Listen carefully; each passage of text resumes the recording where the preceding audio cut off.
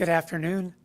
I'm Trevor Jones, Associate Minister of Emergency Preparedness and Response. I want to start off by thanking the staff here at the Provincial Emergency Operations Center for hosting us today. I'm pleased to be joined by our Premier, Premier Ford, and our partners as we provide an update on the work we're doing to modernize emergency management across the province.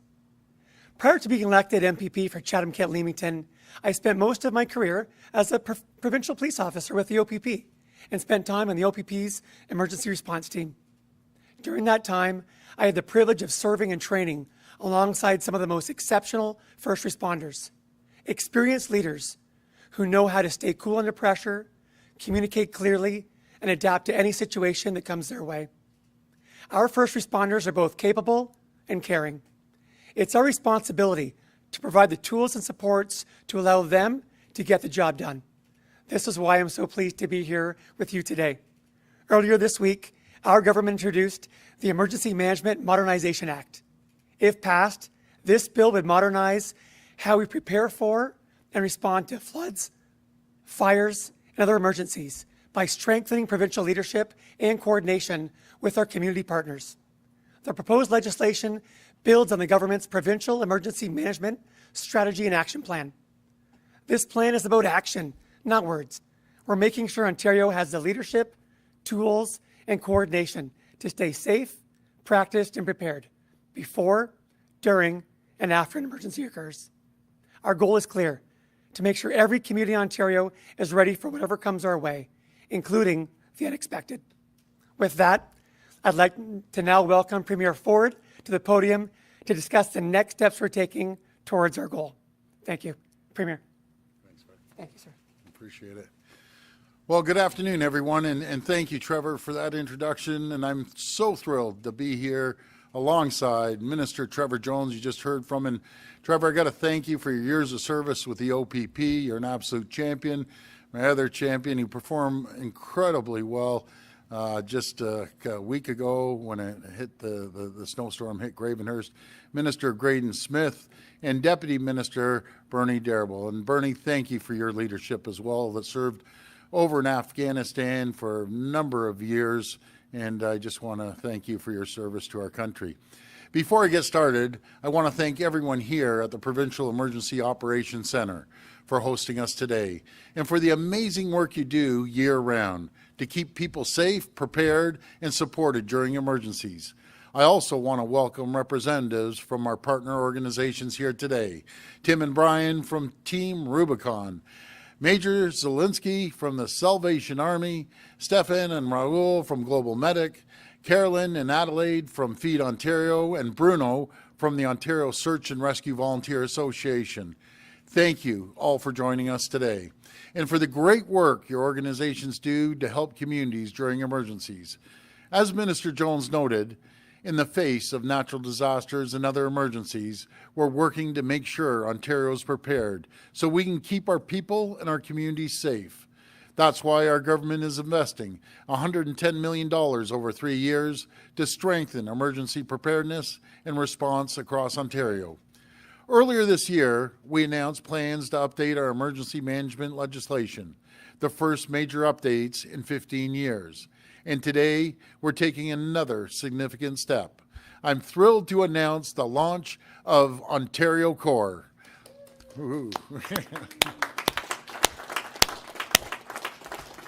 A new volunteer organization that the province can deploy to help communities respond to natural disasters and other emergencies, inspired by successful models like AmeriCorps, or Ontario Corps brings together skilled professionals, volunteers, non-governmental organizations, and First Nations partners to deliver critical on-the-ground support. This includes providing services such as emergency shelter, debris management, food services, and flood protection delivered by great partner organizations, including those here with us today. Earlier this month, we piloted Ontario Corps following a massive snowfall in Gravenhurst, as I was mentioning earlier on. up in Graydon Smith's area in Gravenhurst, the Salvation Army, Global Medic, Feed Ontario, and other search and rescue volunteer association were deployed to help the town conduct wellness checks on residents, provide food hampers, and support a municipal warming center. That's a great example of what Ontario Corps will do in communities impacted by extreme weather events or natural disasters. It's going to be a game changer for emergency management in Ontario, and I just absolutely love the logo, nice and clean. Today, we're also announcing that as part of our plan to modernize emergency management, we'll be establishing a new Ontario Emergency Preparedness and Response Headquarters. This state-of-the-art facility will be located on surplus government property on Disco Road in Toronto, close to Pearson Airport. It will be a center for coordinated, enhanced responses to emergencies, with dedicated training rooms, storage, warehousing, and aviation infrastructure built to withstand all types of disasters, including earthquakes, tornadoes, and floods. Additionally, we're partnering with Northern College to establish a regional emergency hub in Timmins to strengthen local response capabilities and enhance emergency readiness in Northern Ontario. Before we finish, I want to take a moment to encourage everyone, whether you're a skilled professional or someone who's just considering getting involved for the first time, to join Ontario Corps, to be part of one of our great partner organizations. If you're interested, I encourage you to visit www.ontario.ca/Ontario Corps. That's www.ontario.ca/Ontario Corps. Signing up is easy, and you'll make a real difference in the lives of people impacted by emergencies. Again, thank you all for joining us today, and may God bless the people of Ontario. Thank you. We will now go to media questions. Reporters, please come to the mic. Please identify yourselves by name and outlet. It'll be one question, one follow-up. First reporter. Thank you. Mark McAllister from City News. Premier, good to see you again. Good to see you. If you could, obviously this is an announcement about a training center, another headquarters, Yes. Obviously lots of equipment to help these organizations out, but these are still volunteer organizations. Is there any money that can be flowing into these organizations that have often needed it, and some of the people that are going to be working for them? Yeah, that's a great question. First of all, I want to thank each and every one of them. We're always there to support them. And as we move forward, we'll look at funding mechanisms to make sure they're strong, but also the emergency management provincial staff as well. Since I've been in office, we've faced everything, obviously the pandemic, but flooding up in the north, up in Bracebridge, when Graydon was there with me when he was the mayor at the time, or over in Ottawa, the tornadoes that hit Ottawa, and also outside of Toronto, hurricanes. There's been a lot of natural disasters, and I've noticed one thing when I'm on site. All the community comes together. They go to the community center. People are helping out, but there's no central organization organizing everyone. And this will be the central organization that helps folks right behind me be coordinated. And I just appreciate everyone's support. So this is going to be a great venture. And please, if you want to volunteer, and it doesn't matter how old you are, starting from 14 up to 100 years old. When I go into the situation that I mentioned about community centers, do you know who I see making the food? I see the seniors out there making the food. And as for young people who can fill sandbags, young people are strong. They can fill sandbags and do errands that we need. So it's all ages. We've got a number of questions about the topic of discussion over the last few days, Yes. and the idea of tariffs and counter tariffs on Ontario's part. Yes. One thing that has been discussed is the LCBO not buying American alcohol. Is that something that you're considering, and would that how far do you go with something like that? Well, we'll use every tool in our toolbox. As we put a tariff on bourbon last time, LCBO is one of the largest purchasers of alcohol in the entire world. But I'd prefer not to do any of this. I'd prefer to make a deal. As I mentioned, there's two areas that we can move this forward a lot quicker. Making sure we secure our borders is absolutely essential. And secondly, make sure that we hit our 2% commitment to NATO. We're about 1.4% right now, so we should be able to achieve both those goals fairly easily. And we just want to make a deal with the U.S. It was the first time President-elect Trump said, I want to make a deal with Canada. That's good news. And with the energy that I mentioned the other day, that's another tool. But would I rather send them energy, sell them more energy? Absolutely. I spoke to both governors from Michigan and New York. They fully understood where I was coming from. But again, my comment to the two governors yesterday, we want to sell you more energy. We want to make sure that we sign this deal. We want a fair trade. The problem, again, is not Ontario. It's not Canada. It's cheap Chinese parts coming in through Mexico, slapping Made in Mexico stickers on, taking American and Canadian jobs. That's their focus they should be focusing on, not their greatest ally and partner in the entire world.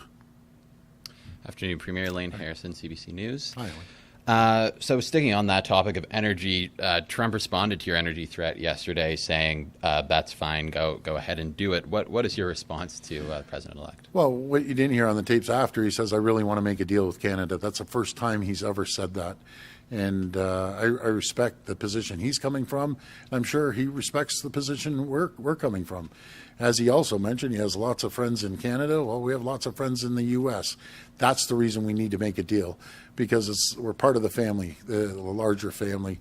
900,000 Americans live up in Canada and 800,000 in the U.S. Canadians live down there. Millions of people cross the border every day. I was speaking to a congressman in Florida, and I just reminded him, Canadians own $90 billion with a B, $90 billion worth of real estate. 3.2 million visitors visit his state every single year from Canada, and they pay $1 billion in taxes. But every congressperson I speak to, or governor or senator, I'm not hearing the same thing as what I'm hearing from the president. So I'm hearing, let's get moving, let's make a deal and get this done. And we'll get through it. So there may be a few bumps in the road. We just have to be prepared. And on the Team Canada approach, previously you said there was consensus among premiers on things like the need for a new bilateral trade deal with the U.S. or increases to defense spending, but other premiers this week have been disagreeing with you now on the best way to handle Trump, particularly the threat of retaliating by cutting off resources and energy supplies. Does it undermine Canada's position to have these disagreements on full public display? And why did you float that idea without talking to the others first to make sure you were speaking for the team? Well, let's clarify what you just said. It was very clear that all premiers believe we should hit our 2% when it comes to NATO. So we're all in agreement. We're all in agreement, every one of us are in agreement that we have to tighten up the borders. Where we differ, I was speaking very clearly for Ontario, and I still speak for Ontario. I don't speak for the rest of the country. That's up to the premiers, and we'll be getting together this weekend on Sunday, Monday, and Tuesday. But, if it comes to Alberta or Quebec, that's their choice. They believe in diplomacy. Good luck. Alberta has a surplus of, $130 billion in oil and gas, and that's their, God bless them, good for them. And as for Quebec, I always support Quebec as well. But I'm talking about the electricity that powers 1.5 million homes and keeps companies and businesses open down in Michigan, down in New York, and over in Wisconsin. I was very, very clear on that. Last reporter. Hi, Premier Siobhan Morris, CTV News. How you Can doing, you explain a little how the Ontario Core banner works, practically speaking, and how that might help rather than groups sort of trying to fill holes individually? I'm going to pass this over to the minister, and I don't know if the deputy minister's here too, but they should both maybe come up and explain it. They've just done an incredible job, and any one of these great organizations is welcome to speak to. But because just the other week when people are stuck up in Gravenhurst, it was kind of a trial run, but man, did they perform. I'm so proud of what they've done. Hi, Siobhan. Think of Ontario Core as the structure, the leadership. They set the cadence. They get the call. Here's what's needed where. Here, we need resources, supplies, tools. Our Ontario Core partners, whether it's Team Rubicon, Global Medics, Salvation Army, they're all here today, Feed Ontario. they now deploy what they need based on experience, training, the skill sets they have to say this is what we need in a time of need. And they deploy those. They deploy those in concert with the Provincial Emergency Operations Center. Last question. I'll ask the Premier. Oh, I don't know if the Deputy Minister wanted to come. You're good? Okay. Question for the Premier. Thank you, Minister. Thank you. You introduced in the final few days, or your government did, some really key pieces of legislation, including the encampment one yesterday. Yes. Why then is the government not returning, or the legislature not returning until March 3rd, a longer break than usual? Well, we have a lot of work, and there's a misnomer out there that, you don't work if you're in the legislature. Just ask my two ministers. You work twice as hard when you're outside the legislature. There's a little bit of debate going back and forth, but we have a heavy agenda. We have to get through our agenda, and we're going to continue working for the people of Ontario, focusing on the economy, focusing on the trade deal as well. So we have a tremendous amount of work ahead of us, and I just look forward to a great holiday season. I want to wish everyone Merry Christmas, Happy Holidays, spend time with your family and friends, and we're going to have a great new year. We're going to have a prosperous new year, and we'll get through this trade deal. It's just maybe a few bumps, as I said, but we have the greatest jurisdiction anywhere in the world is right here in Ontario and Canada, greatest country in the province, anywhere to raise a family, to set up shop, and just have a great quality of life. And I appreciate everything everyone does here in Ontario. Go Team Ontario. Thank you, and God bless. Thanks, everyone.